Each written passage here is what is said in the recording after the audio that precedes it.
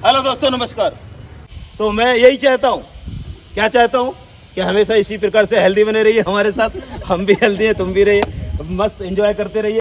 और अगला क्वेश्चन है कि उपवास यानी पेट खाली, उस दिन खाना नहीं खाना है। उस दिन उस टाइम कुछ टाइम रहता है, उसको व्रत भी बोलते हैं कुछ सदस्य और उपवास भी बोलते हैं। तो मुझे बस यही क्वेश्चन पूछना है कि उपवास से आप क्या समझते हैं, क्या फ़ायदे होते हैं उससे, और रखना चाहिए या नहीं रखना चाहिए, क्या ज़रूरी है या नहीं है।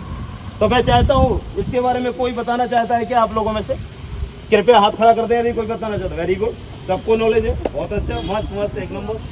चलिए मैं चाहता हूँ, हाँ रंजना मैडम, कृपया कवर कीजिए रंजना मैडम को। नमस्कार, मैं रंजना सर्वोदय ग्रुप में 4 महीने से जुड़ी हुई हूँ।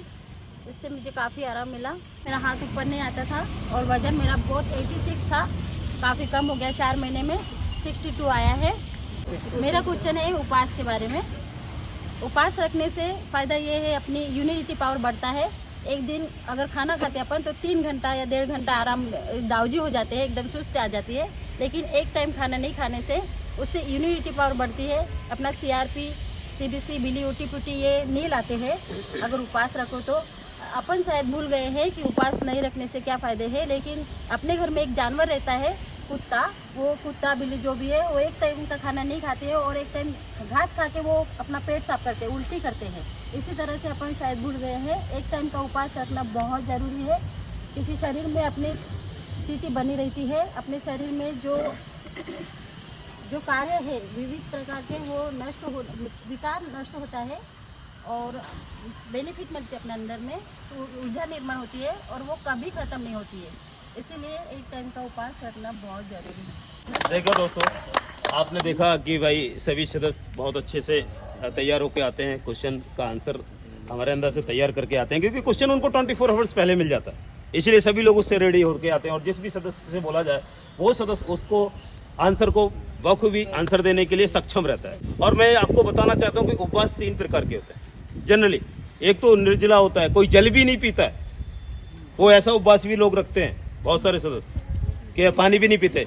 और दूसरा क्या होता है, ओनली फल को लेके आप फल खाएंगे और आप व्रत रख सकते हैं फल खा के। और तीसरा होता है कि आप 7 दिन तक रख सकते हैं, 5 दिन तक रख सकते हैं, 1 दिन तक, कोई 10 घंटे के लिए रखता है, सुबह से शाम को खाना खाता है। कुछ सदस्य दोनों टाइम खाना नहीं खाते।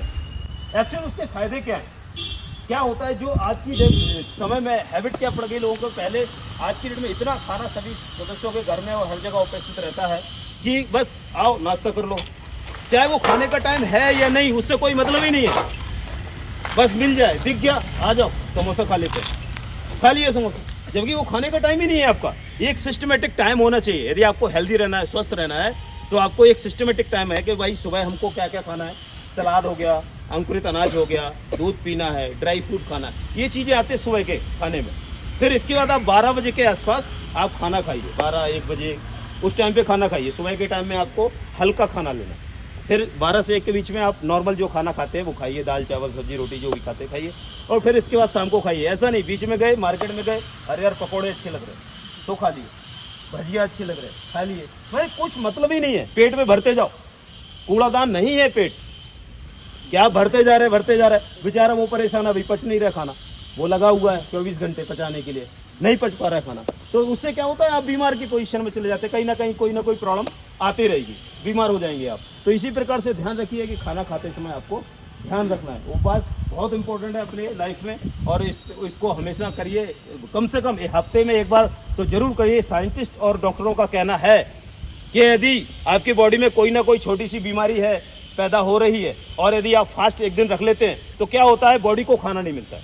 जब बॉडी को खाना नहीं मिलता है तो जो गंदगी पैदा हो रही है बॉडी के अंदर, तो उस दिन क्या होता है, बॉडी की पूरी क्लीनिंग हो जाती है, सफाई जिसको बोलते हैं अपन बॉडी की। क्योंकि आप उल्टा सीधा भरते जा रहे, आधा पच पा रहा, आधा नहीं पच पा रहा।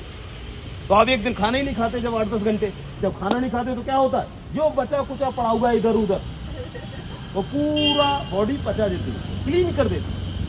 आपने देखा होगा कई बार घर पे खाना नहीं बना तो अब किचन में क्या क्या पड़ा है, कल का भी पड़ा है, वो भी निकालो, पूरा किचन खाली, तो वो सफाई हो जाती है। इसी प्रकार से खाने का रहता है तो आपकी बॉडी क्लीन हो जाती है। 1 दिन हर व्यक्ति को स्वस्थ रहने के लिए उपवास रखना चाहिए सब हफ्ते में एक बार। बहुत बहुत धन्यवाद। इसी प्रकार हमारे साथ बने रहिए। धन्यवाद। Thank you.